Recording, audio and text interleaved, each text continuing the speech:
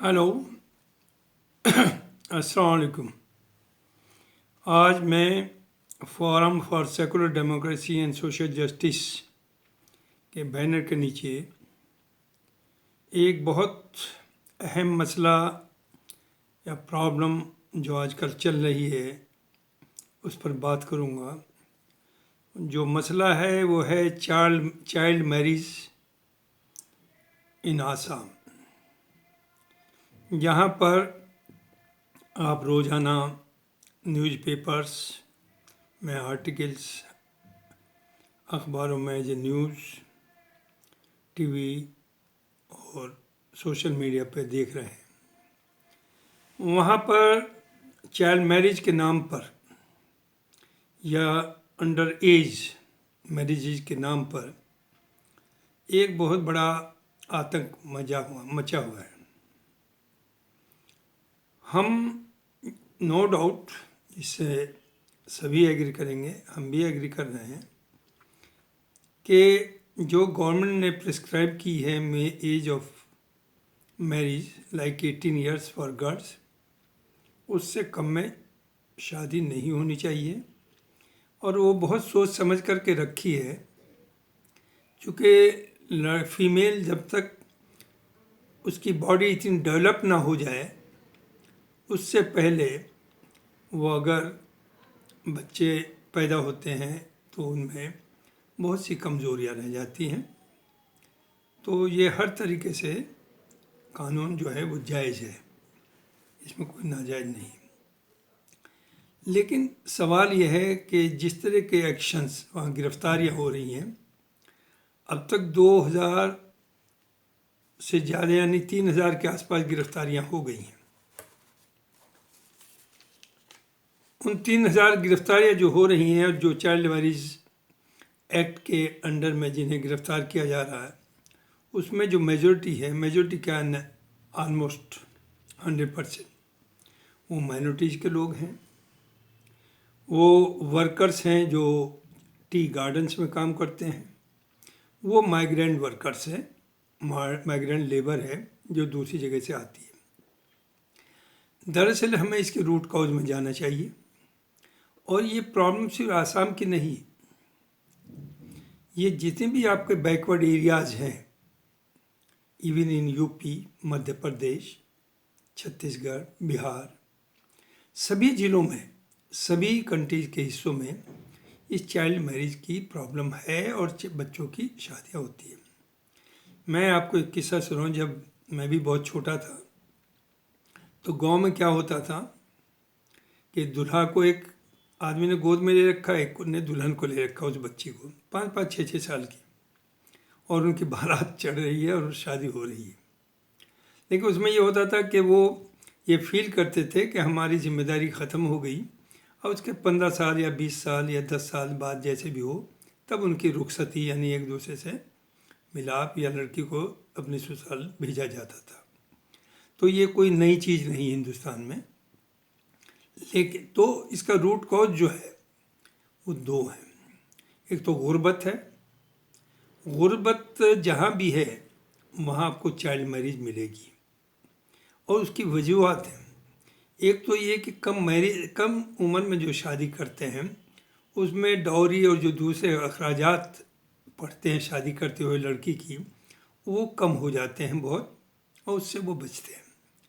तीसरी सबसे जो इम्पोर्टेंट चीज़ है कि उन बच्चियों का जो गरीब फैमिलीज से हैं, गरीब हैं, उन लोगों को डर होता है उनके सेक्सुअल एक्सप्लॉयटेशन का, कि अगर वो 18 की एज तक जाएंगी तो शायद, माँ बाप तो लेबर है, खेतों में काम करते हैं, वो है जो यहाँ भी रोज़ केस ही होते हैं, तो उनके साथ कुछ सेक्सुअल एक्सप्लॉयटेशन ना हो।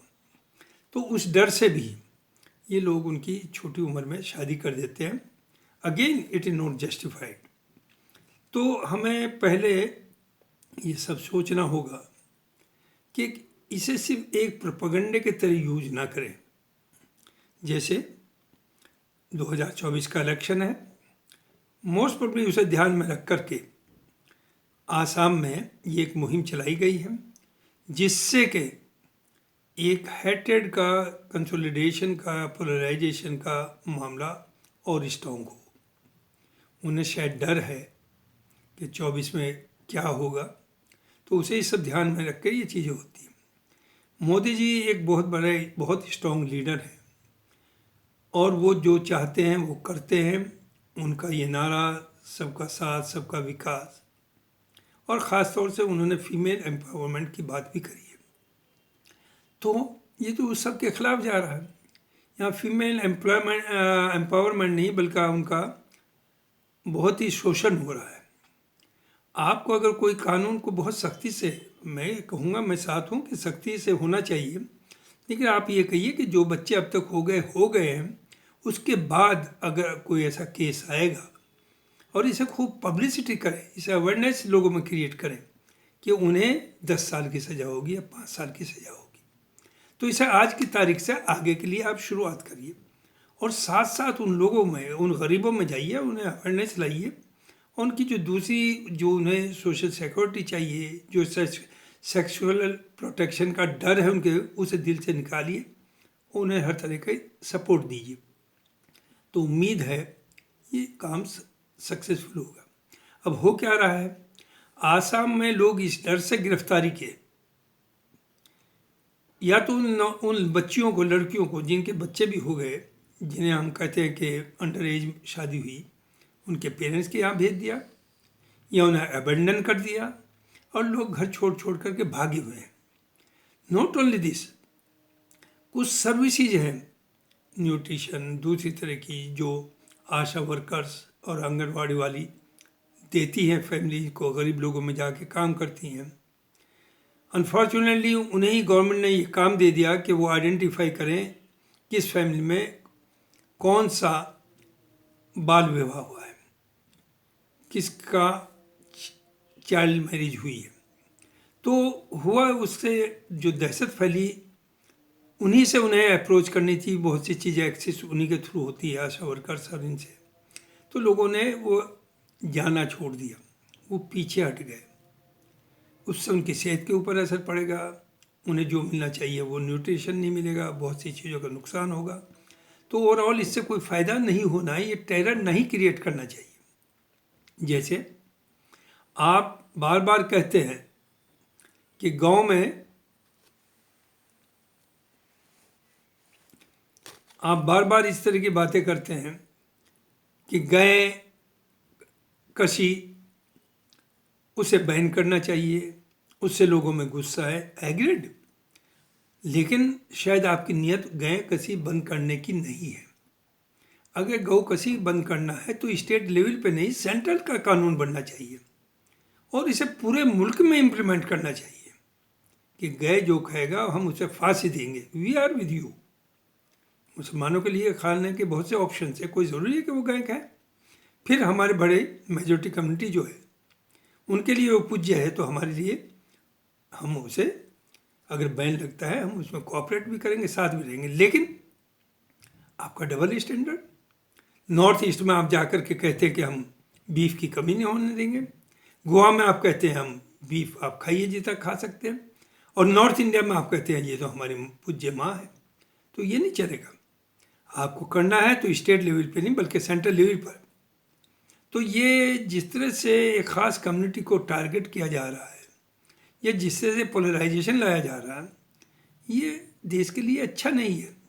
और जहाँ तक मोदी जी का सवाल है, अरे उनकी तो ऑलरेडी फॉलोइंग बढ़ती जा रही है, और वो बढ़ती जा रही है वो टेरराइज करके नहीं, बल्कि उनके अच्छे काम भी हैं। तो उन अच्छे कामों में जब सब आपके साथ आ रहे हैं तो ये टैक्टिक्स आप छोड़ दीजिए। लिहाजा मेरी रिक्वेस्ट है। दूसरी तरफ मैं कहना चाहूँगा, जो ये सो कॉल्ड सेकुलर पार्टीज़ हैं, जो मुस्लिम्स को अपना वोट बैंक समझती थी और अभी उसे बंधुआ मजदूर की तरह यूज करना चाहती हैं, क्या कोई आवाज़ उठा रहा है? क्या कोई प्रोटेस्ट हो रही? क्या आसाम के बारे में कोई लोग वहाँ गए हैं? क्या उन्होंने गवर्नमेंट एजेंसी से बात की है, वहाँ के सीएम से बात की है कि भाई ऐसा नहीं, बिल्कुल हम भी चाहते हैं कि बाल विवाह ख़त्म किया जाए और इस पर पाबंदी हो, सख्त से सख्त कानून हो, लेकिन वो आगे के लिए करिए। जो होना था वो हो चुका। या तो आपको इसका मतलब जिनकी शादियाँ हुई बच्चों को मार दीजिए, उन के जो बच्चे हुए हैं शादी के बाद उन्हें भी आप ख़त्म कर दें। तो ये तो आप कर नहीं सकते। लिहाजा एक यही तरीका है कि जो हुआ अब तक वो हो गया, नो डाउट वो गलत हुआ, वी डू एग्री, लेकिन उन्हें जिस तरह